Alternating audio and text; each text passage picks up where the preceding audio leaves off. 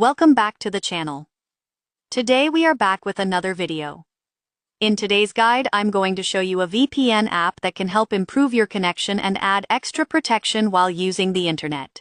Open the Google Play Store on your device and search for UDP VPN.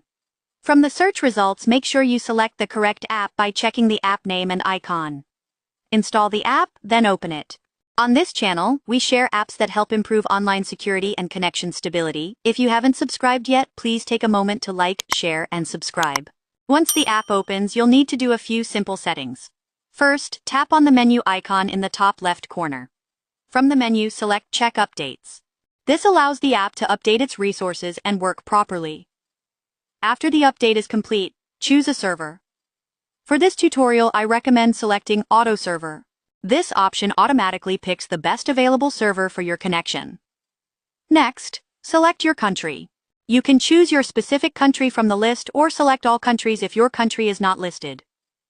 After selecting the server and country, tap on the Connect button. The app will connect and your internet connection will be active. That's how you can set up UDP VPN for a stable and secure connection.